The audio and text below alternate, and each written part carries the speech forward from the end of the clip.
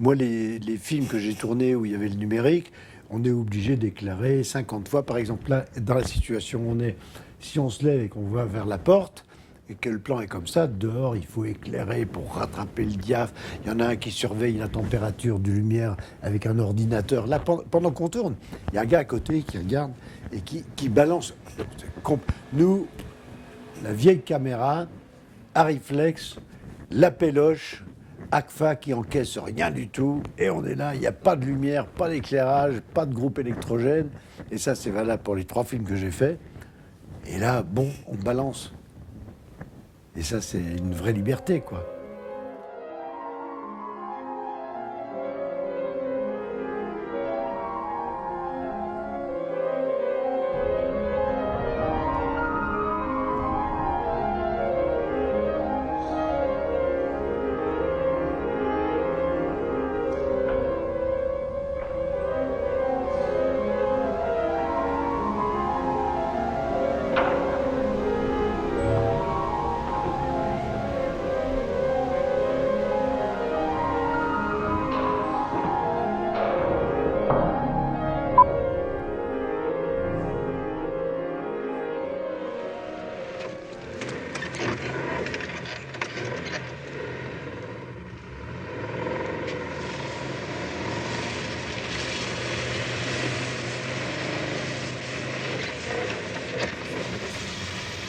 C'est sûr que ça tombe bien. Hein. Oh, ça tombe bien. C'est sûr que ça tombe bien parce que là, c'est la preuve, la meilleure preuve que j'ai que il y en a eu pas mal quand même d'autres, mais celui-là. Ouais. C'est vrai que y a un truc simple, c'est que au tournage, quand on y arrive, surtout pour un premier film, ce qui est le cas de Passe-Montagne, c'est valable pour les autres aussi, c'est que tu as l'impression que tu as loupé à peu près 80% du film. Vraiment. Il y a des beaux plans, oui, d'accord, mais par rapport à tout ce que tu rêvais, ça m'appelle une phrase d'Orson Welles que j'avais eu la chance de rencontrer. Il parlait avec René Clément, il disait pour moi, les films, c'est des cimetières de plans. Tous les plans que je n'ai pas tournés. Moi, à l'époque, j'étais étudiant, je ne comprenais pas ce qu'il disait, mais ça veut dire ça, tous les plans. Et là, tout de suite, là, je me souviens de tous les plans que je n'ai pas tournés de Passe-Montagne, que je n'ai pas pu faire.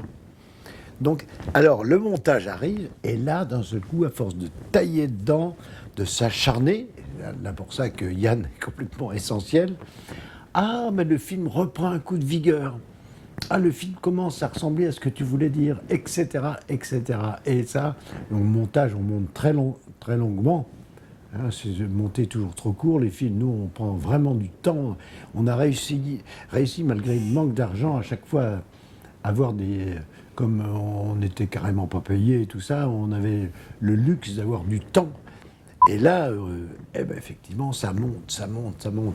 Et la synthèse magnifique, après, c'est mixage, où le montage brut, avec le film qu'il a commencé à faire, à ressembler à quelque chose, et bien là, le mixage fait décollage.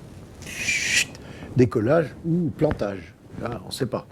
Mais pour l'amener au mieux et qu'il soit sur un écran. Et à partir de ce moment-là, le film ne nous regarde plus.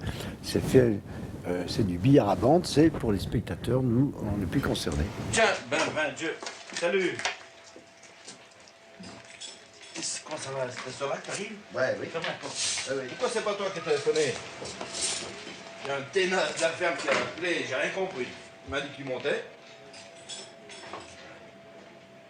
De toute façon, on n'a pas faim.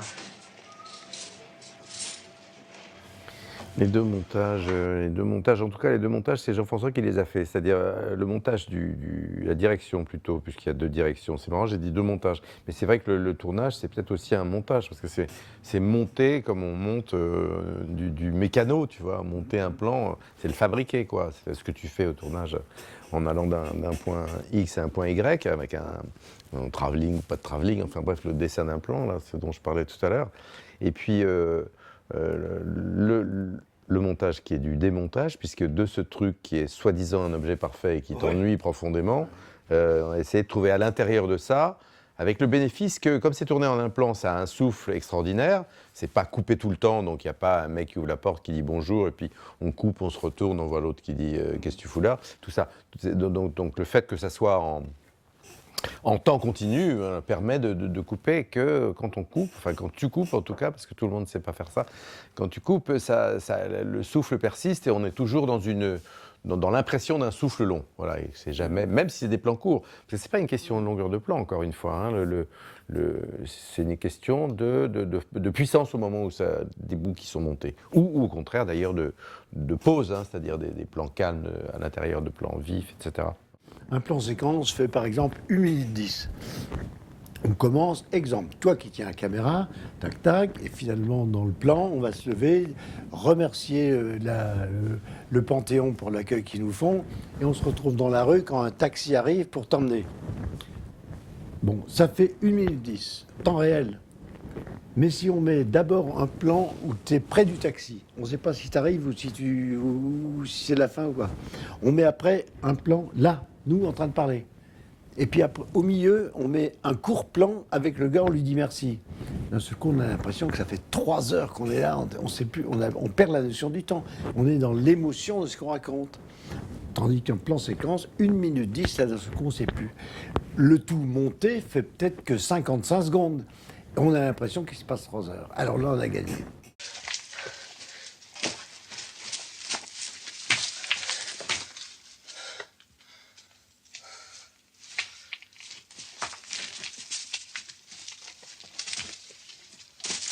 Allez, on passe par le haut.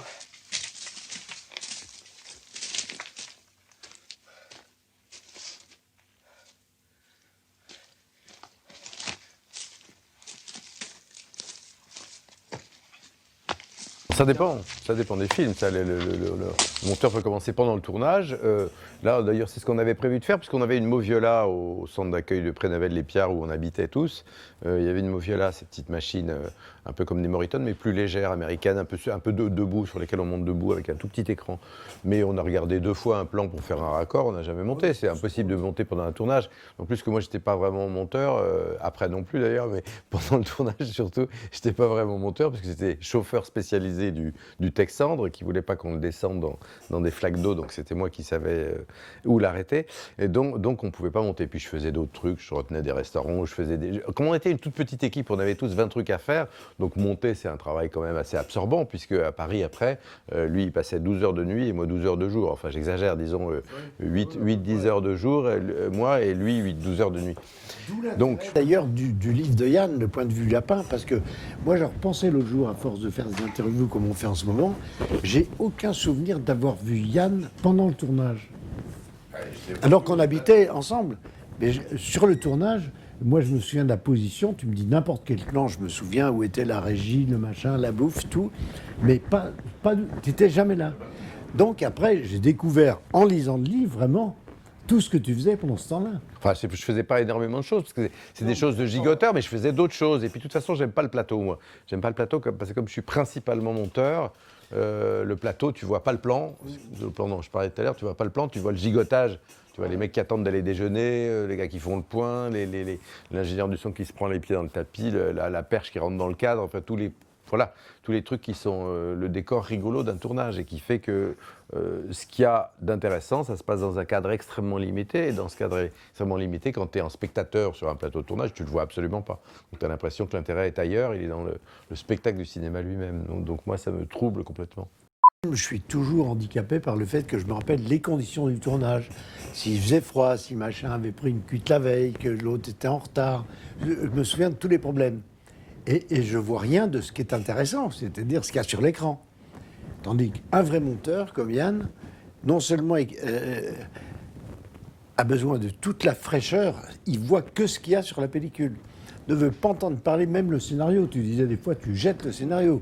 Le gars, il t'a raconté 10 fois le film, tu vois ce qu'il y a sur l'image. C'est pas la peine d'expliquer dans les conditions dans lesquelles ça a été tourné. Et tu penses qu'il y a sur l'écran, là. Le reste, blabla, ça n'existe pas. Formidable, ça. Il faut absolument ce recul.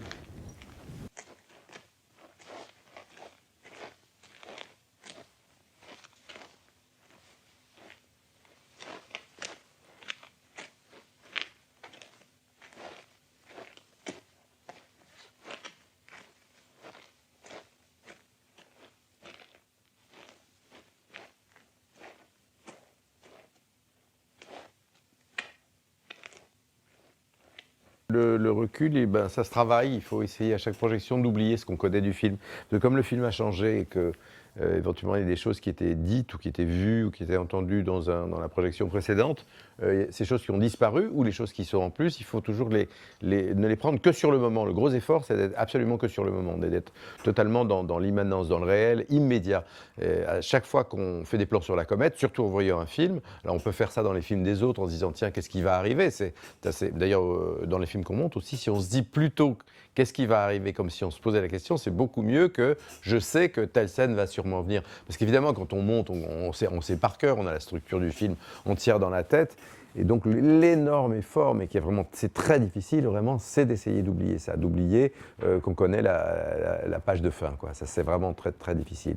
Les grands monteurs sont vraiment capables de travailler 3 jours sur une séquence et d'un seul coup, quand ils veulent te la montrer, ils remettent le film un peu en arrière pour avoir la séquence avec le souffle des scènes précédentes.